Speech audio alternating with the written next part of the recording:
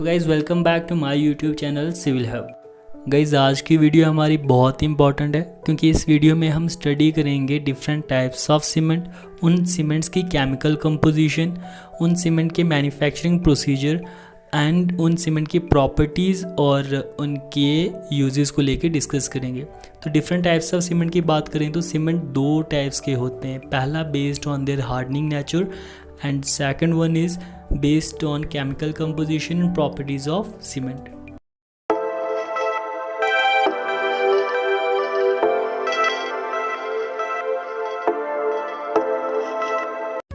Cement की types को study करने से पहले इन टर्म्स का पता होना ज़रूरी है। हाइड्रेशन क्या होता है, हीट ऑफ हाइड्रेशन क्या है, setting of cement and hardening of cement.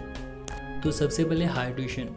तो हाइड्रेशन क्या होता है, जब सीमेंट में पानी को ऐड करते हैं तो पानी और सीमेंट में रिएक्शंस होती हैं, तो उन केमिकल रिएक्शंस को ही हाइड्रेशन कहते हैं। Second is heat of hydration.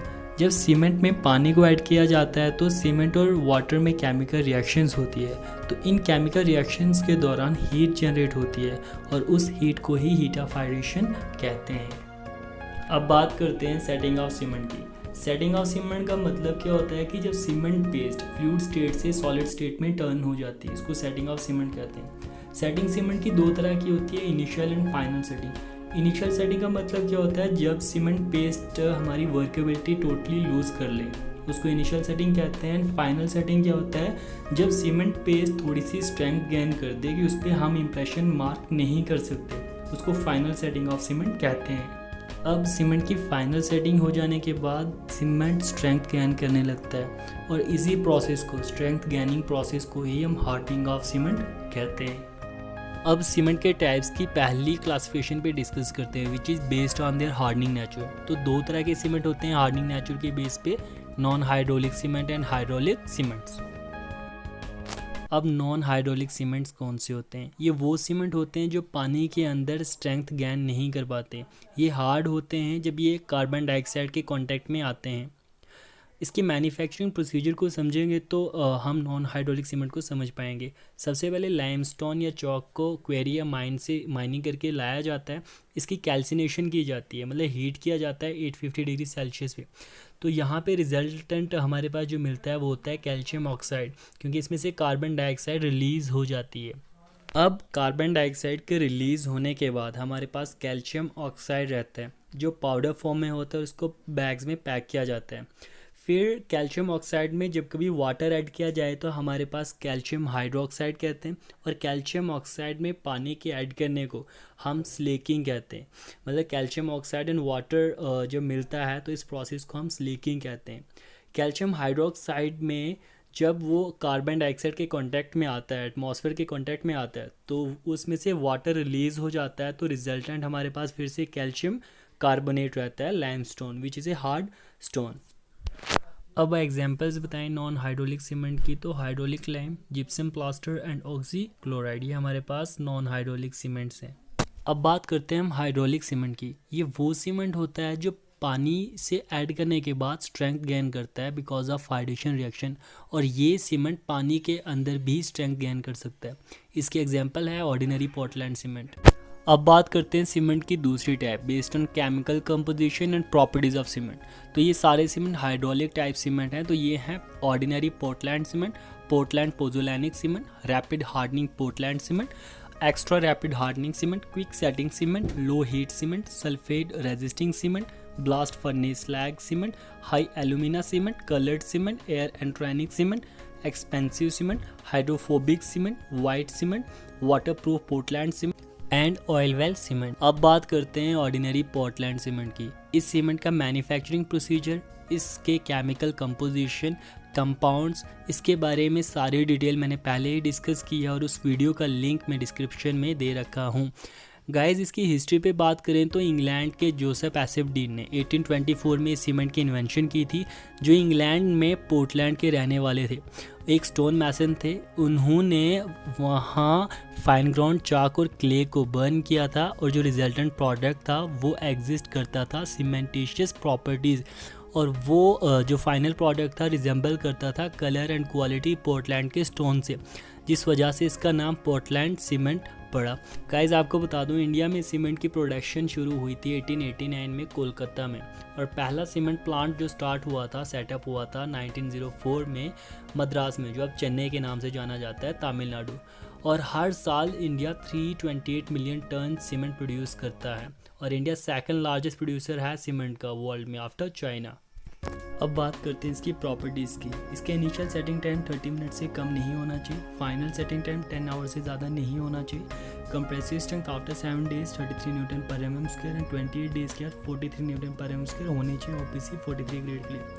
अब यूजेस की बात करें तो आरसीसी स्ट्रक्चर, ब्रिजेस, पेवमेंट्स में यूज़ होता है, और ये रेजिस्ट करता है श्रिंकेज और ड्राइंग को, बट कम रेजिस्टेंस प्रोवाइड करता है केमिकल अटैक्स को। ये सीमेंट हमारे पास 3 ग्रेड्स में अवेलेबल है, OPC 33 grade, 43 grade, 53 grade. 33, 43, 53 number represent करता है इसकी strength after 28 days, like 33 grade की 33 न्यूटन पर एम स्क्वायर आफ्टर 28 डेज होगी। यूजेस की बात करें तो 43 ग्रेड सबसे ज़्यादा यूज़ किया जाता है। अब बात करते हैं पोर्टलैंड पोज़ोलैनिक सीमेंट की। इसमें पोज़ोलाना मटेरियल इस्तेमाल होता है। पोज़ोलाना मटेरियल हमारे पास 2 तरह का होता है, artificial pozzolana material and natural pozzolana material. Artificial pozzolana materials हमारे पास है fly ash, silica fume, rice husk, blast furnace slag, and natural pozzolanic material है burn clay and pumicite etcetera. अब गाइस इस सीमेंट में 80 to 85% सीमेंट होता है और 15 से 20% पोज़ोलानिक मटेरियल होता है। इसकी प्रॉपर्टीज़ की बात करें तो सेम है initial and final setting time as that of OPC. Compressive strength 3 days के बाद 13 मेगा पास्कल, 7 डेज़ के बाद 22 मेगा पास्कल एंड 28 के बाद 33 मेगा पास्कल होनी चाहिए। इसके यूजेस को लेके बात करें तो ये रेजिस्ट करता है सल्फेट अटैक्स को, तो इसलिए हाइड्रोलिक स्ट्रक्चर या मैराइन स्ट्रक्चर में यूज़ कर सकते हैं। फिनिशिंग डेकोरेटिंग पर्पस में यूज़ करते हैं क्योंकि काफ़ी फाइन होता है। इको फ्रेंडली होता है क्योंकि वेस्ट प्रोडक्ट का रिसाइकल करता है, और कार्बन डाइऑक्साइड की इमिशन बहुत कम होती है इस सीमेंट को यूज़ करके। अब बात करते हैं रैपिड हार्डनिंग सीमेंट की। गाइस रैपिड हार्डनिंग मतलब कि स्ट्रेंथ को जल्दी अचीव करना, तो ट्राई कैल्शियम सिलिकेट रिस्पॉन्सिबल होता है अर्ली स्ट्रेंथ के लिए, तो इसके कंटेंट को बढ़ा दिया जाता है जिससे कि रैपिड हार्डनिंग सीमेंट 3 डेज़ में जो स्ट्रेंथ अचीव करता है वो ओपीसी के 7 डेज स्ट्रेंथ के बराबर होती है। इसकी प्रॉपर्टीज़ की बात करें तो initial and final setting time same होता है एज डेट ऑफ ओपीसी, और यूजेस में रोड कंस्ट्रक्शन जहाँ पे जल्दी फ्रेमवर्क को निकालना हो और प्री कॉस्ट मेंबर में यूज़ किया जाता है। इसके एडवांटेजेस क्या हैं कि क्यूरिंग टाइम कम है, good resistance to sulphate attacks, and disadvantage क्या है कि थोड़ा सा एक्सपेंसिव होता है। अब बात करते हैं एक्स्ट्रा रैपिड हार्डनिंग सीमेंट की। इसमें कैल्शियम क्लोराइड और रैपिड हार्डनिंग सीमेंट को मिलाया जाता है जिससे रिजल्ट क्या होता है, एक्स्ट्रा रैपिड हार्डनिंग सीमेंट मिलता है। ये 25% हायर स्ट्रेंथ डेवलप करता है फर्स्ट 2 डेज़ में, और कोल्ड वेदर कंक्रीटिंग में इस्तेमाल होता है जहाँ टेम्परेचर -4 डिग्री सेल्सियस हो। अब बात करते हैं क्विक सेटिंग सीमेंट की। इसमें try calcium silicate which is responsible for initial strength and try calcium aluminate responsible for initial setting, इनका कंटेंट बढ़ा दिया जाता है जिससे इस सीमेंट का इनिशियल सेटिंग टाइम 30 मिनट से घट के 5 मिनट हो जाता है, और फाइनल सेटिंग टाइम 10 आवर से घट के 30 मिनट्स हो जाता है। इसके यूजेस की बात करें तो अंडर वाटर या रनिंग वाटर मतलब हाइड्रोलिक स्ट्रक्चर में ज़्यादा यूज़ किया जाता है। अब जानते हैं हम लो हीट सीमेंट के बारे में। लो हीट बता रहा है कि ऐसा सीमेंट जिसमें हीट लिबरेशन लो हो, तो ये सीमेंट मैन्युफैक्चर किया जाता है जिसमें ट्राई कैल्शियम सिलिकेट का कंटेंट कम किया जाता है और डाई कैल्शियम सिलिकेट का बढ़ा दिया जाता है। आपको बता दूं ट्राई कैल्शियम सिलिकेट रिस्पॉन्सिबल होता है अर्ली स्ट्रेंथ के लिए, और डाई कैल्शियम सिलिकेट रिस्पॉन्सिबल होता है प्रोग्रेसिव स्ट्रेंथ के लिए। इस सीमेंट की कंप्रेसिव स्ट्रेंथ भी कम होती है पोर्टलैंड सीमेंट से, और लाइम कंटेंट इसमें कम होता है ओपीसी से, और ज़्यादातर रिटेनिंग वॉल स्ट्रक्चर्स में यूज़ होता है और थिन कंक्रीट स्ट्रक्चर्स में यूज़ नहीं कर सकते। प्रॉपर्टीज़ की बात करें तो इनिशियल सेटिंग टाइम 60 मिनट्स होता है, फाइनल सेटिंग टाइम 12 आवर्स होता है, 7 days strength 30 mega pascal and 28 days strength 42.5 mega pascals होती है। अब बात करते हैं सल्फेट रेजिस्टिंग सीमेंट की। इस सीमेंट की मैन्युफैक्चरिंग की बात करें तो इसमें ट्राई कैल्शियम एल्यूमिनेट की परसेंटेज 5% से कम रखी जाती है, और इस सीमेंट को वहाँ पे यूज़ किया जाता है जहाँ पे एल्कलीन कंडीशंस हो या सल्फेट अटैक ज़्यादा हो कंक्रीट स्ट्रक्चर पे, लाइक फाउंडेशन सॉइल में, मैरीन कंडीशंस में एंड सीवेज ट्रीटमेंट प्लांट्स में। नेक्स्ट इज और ब्लास्ट फर्नेस स्लैग सीमेंट। ये मिक्सचर होती है ऑर्डिनरी पोर्टलैंड सीमेंट 70% तक and fine granulated blast furnace slag 30% तक। इन दोनों को इस प्रोपोर्शन में मिक्स किया जाता है, resultant is blast furnace slag cement. Iron को एक्सट्रैक्ट करना उसको ब्लास्ट फर्नेस कहते हैं, और जो रेजिड्यू रहता है उसको स्लैग कहते हैं। अब इसकी प्रॉपर्टीज़ पे नज़र डालते हैं तो इनिशियल सेटिंग टाइम इसका 60 मिनट्स है, फाइनल सेटिंग टाइम 10 आवर्स है, compressive strength after 7 days 36.1 mega pascal and after 28 days 62.4 mega pascals है। अब इसके यूजेस की बात करें तो it has high permeability that's used in retaining walls and tanks और highly resistance to sulphate attacks that's used in concrete piles construction. Next is और high alumina cement. अब नाम ही बता रहा है कि इसमें एल्यूमिना का कंटेंट बहुत ज़्यादा होगा और इसका कंटेंट 35% तक इंक्रीज़ किया जाता है, जिससे अल्टीमेट हाई स्ट्रेंथ जो है वो शॉर्ट पीरियड में मिलती है। और इस सीमेंट को यूज़ किया जाता है जहाँ पे केमिकल अटैक काफ़ी ज़्यादा हो कंक्रीट पे, like action of sea water, chemical plants और फर्नेसेस में इस सीमेंट का यूज़ किया जाता है। तो फ्रेंड, जो हमने अभी तक 9 टाइप्स ऑफ सीमेंट पढ़े वो बहुत ही ज़्यादा इंपॉर्टेंट है एंड कम्पिटिटिव एग्जाम्स में इनमें से ही क्वेश्चंस आते हैं। अब जो नेक्स्ट टाइप्स ऑफ सीमेंट है वो उतनी ज़्यादा इंपॉर्टेंट नहीं है एग्जामिनेशन पॉइंट ऑफ व्यू से, but as a civil engineer उनके बारे में पता होना चाहिए। Next type of cement is coloured cement. इस सीमेंट को हम कॉलरीट भी कहते हैं और इसकी मैन्युफैक्चरिंग कैसे की जाती है, ओपीसी में कुछ कलरिंग पिगमेंट्स को ऐड किया जाता है और टाइल्स को जोड़ने के लिए सीमेंट का ज़्यादातर यूज़ किया जाता है। Next type is air entraining cement. ये वो सीमेंट होता है जिसमें एयर को एंट्रैप किया जाता है ओपीसी के अंदर बाय अमाउंट 0.025 to 0.1%। और एयर एंट्रेनिंग एजेंट्स हमारे पास होते हैं would resins, calcium agents, vegetable oils and animal fats. Guys, इस सीमेंट का यूज़ हम बनाते हैं परमेबल कंक्रीट बनाने के लिए। एक्सपेंसिव सीमेंट, ये ऐसे सीमेंट होते हैं जो अपने वॉल्यूम में फ़र्क आने नहीं देते हैं हार्डनिंग के बाद। इन सीमेंट की मैन्युफैक्चरिंग में हार्डनिंग स्टेबलाइज़र ऐड किए जाते हैं सीमेंट में, जो इसकी एक्सपेंशन को स्टेबलाइज करते हैं। इसमें 8 to 20% sulpho aluminate and 15% stabiliser OPC में ऐड किए जाते हैं।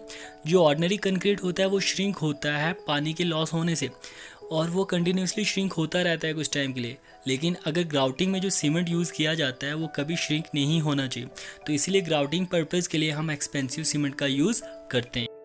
अब बात करते हैं हाइड्रोफोबिक सीमेंट की। ये सीमेंट अनफेवरेबल कंडीशन जहाँ पे रेट ऑफ डेटरेशन हाई हो वहाँ यूज़ किया जाता है। इसकी मैन्युफैक्चरिंग में ओपीसी को ऑयलिक एसिड और स्टेरिक एसिड के साथ मिलाया जाता है, रिजल्टेंट हमारे पास हाइड्रोफोबिक सीमेंट बनता है। इसके uses dam spillway, manhole, drainage system जहाँ पे प्रोटेक्ट करना हो। Next is white cement. Guys, OPC का ग्रे कलर के लिए रिस्पॉन्सिबल होता है आयरन ऑक्साइड। अगर आयरन ऑक्साइड के कंटेंट को कम कर दें तो रिजल्टेंट हमारे पास वाइट सीमेंट होता है, जिसकी स्ट्रेंथ और ड्यूरेबिलिटी सेम होती है एज ओपीसी। इस सीमेंट को यूज़ किया जाता है टाइल्स को ज्वाइन करने के लिए और इंटीरियर वर्क्स के लिए, डेकोरेटिंग वर्क्स के लिए। अब है वाटर प्रूफ पोर्टलैंड सीमेंट। नाम ही बता रहा है कि ऐसा सीमेंट जो वाटर प्रूफ हो। Guys, this cement is similar to hydrophobic cement, बस ये सीमेंट ज़्यादा वाटर प्रूफ होता है as compare to hydrophobic cement. इसमें वाटर रेपेलेंट मटेरियल जैसे सोडियम और एल्युमिनियम ऐड किए जाते हैं। इससे वाटर ट्रांसमिशन जो है वो रिड्यूस होती है कंक्रीट की। Last one is oil well cement. Guys, जैसे नाम बता रहा है कि जो वेल ड्रिलिंग में सीमेंट यूज़ होता है, जैसे ऑयल को हम एक्सट्रैक्ट करते हैं डिफरेंट डेप्थ से, तो उन वेल्स में जो सीमेंट यूज़ होता है उसको ऑयल वेल सीमेंट कहते हैं।